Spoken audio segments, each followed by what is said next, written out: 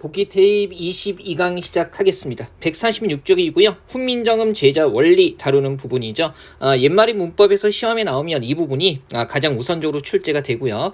자, 훈민정음 세종대왕이 만들 때 일단 한국어 음절을 기본적으로 3분법, 그죠? 각각의 음절이 초성, 중성, 종성으로 나뉜다는 걸 알고 있었기 때문에 각각의 초성, 중성, 종성에 해당하는 음운을 만들게 되죠. 초성, 오늘날의 자음입니다. 그래서 이거 원리 아셔야 되죠. 이 당시에는 소리 나는 위치를 아설, 순치, 후 5개의 위치로 구분을 했고요. 이 각각에서 발음할 때 발음 기관의 모양을 본떠서 기본자를 만들게 되죠. 그래서 아설, 순치, 후, 그 다음에 가나, 맛있어 이렇게 소리가 외웠던 거고요. 일단 기본자 중에서 기역, 니은은 혀, 그 다음에 미음은 입, 시옷은 이, 그 다음에 이응은 목구멍의 모양을 본뜬 거고요. 자, 기본자에 획을 더해서 만든 글자를 가획자라고 하죠. 기본자만 잡으면 이거 잡는 거 어렵지 않아요. 그래서 기역의 가획자 키읔, 그 다음에 니은의 가획자 디귿, 티읕, 그 다음에 미음 계열에서 비읍, 피읍, 시옷에서 지읒, 치읒, 그 다음에 이응의 가액자로 이거 여린 히읗과 히읗 이런 것들이 있고요. 이째자는 획을 더한 것은 같지만 가액을 해도 소리의 세기가 세지지 않는 특징이 있는 거죠. 그래서 아음 계열의 옛니응, 설음 계열의 리을, 그 다음에 치음 계열의 반치음 이런 것들이 있고요. 총 기본 음은 기본자 17자입니다. 그죠? 중성 같은 경우는 뭡니까?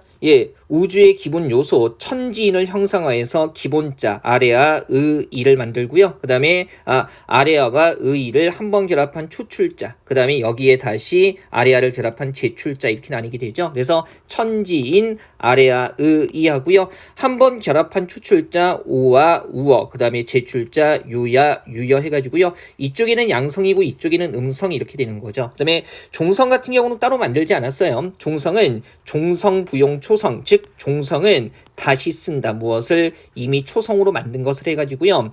초성과 종성이 음론적으로 동일하다는 사실을 알고 있었기 때문에 받침에 해당하는 글자 종성을 따로 만들지 않고요. 초성을 다시 종성으로 쓴 겁니다. 그래서 초성 17, 중성 11 해가지고요. 총 28자가 훈민정음의 기본 음운이 되는 거죠. 일단 제자 원리는 꼭 기억하셔야 되고요.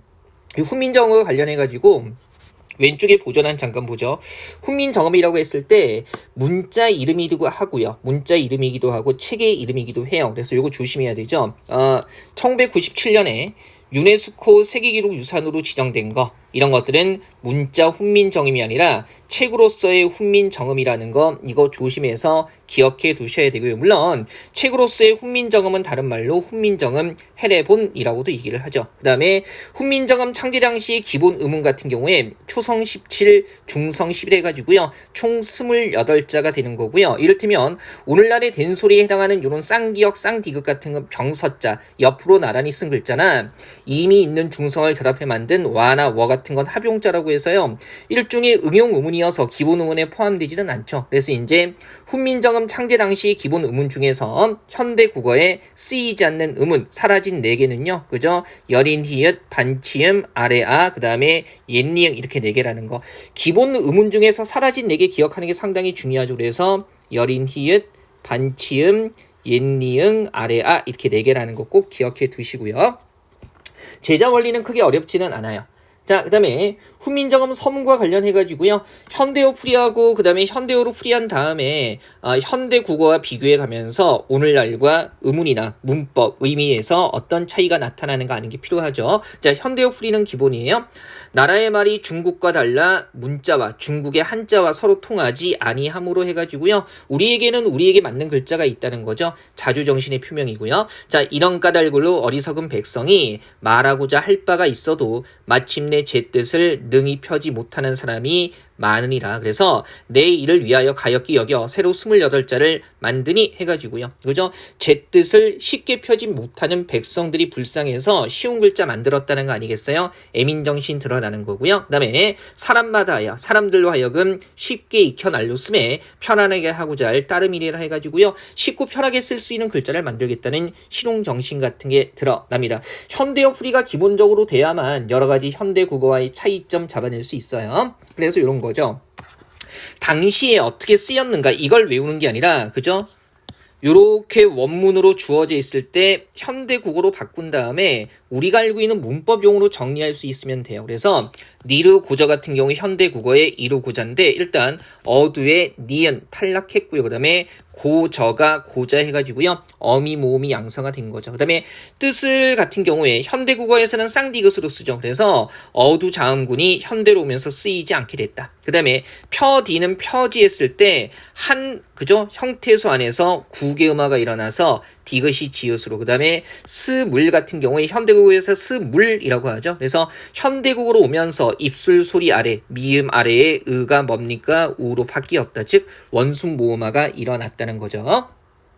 그다음에 문법상의 차이 보면 균귀 애 같은 것을 중국과 이렇게 해석을 하죠. 그래서 당시에는 비교 대상에 붙는 조사에 현대 국어에서는 과가 붙지만 당시에는 애가 붙었다는 거 이런 것들 확인하시면 되고요. 그다음에 의미상의 차이요. 그죠? 자, 어린 같은 경우에 당시에는 어리석은을 뜻했고요. 지금은 나이가 적은을 뜻하는 말이죠. 의미가 이동된 거고요. 완전히 달라진 거죠. 그다음에 노미 같은 경우는요. 놈에다가 이가 결합해서 이어적기를 한 건데, 그죠? 당시에는 보통 사람을 뜻했지만 현대국어에서는 남자의 낮춤말로 쓰이죠. 그래서 얘는 의미가 축소된 거고요. 어여삐 같은 경우에 당시에는 가엾게, 불쌍하게 이런 뜻이었고요. 현대국어에서는 어여쁘게, 예쁘게 이런 뜻으로 쓰이게 되죠. 그래서 의미가 이동된 겁니다. 문법적인 것은 너무 복잡하게 점검하지 마시고요. 최근 3년 동안의 경향을 보면 이 중세국어, 옛말의 문법과 관련해서 문법적인 것들을 묻는 문제는 거의 없습니다. 그래서 나오더라도 훈민정음 제자 원리나 훈민정음 서문에 나오는 이런 어휘들을 현대어로 바꾼 다음에 의문이나 문법이나 의미상의 차이 구별하는 것들 이런 것들만 출제되니까요. 이런 것들 중심으로 정리하시면 되겠습니다. 자, 복귀 테이프 22강은요. 이렇게 해서 정돈하도록 할게요.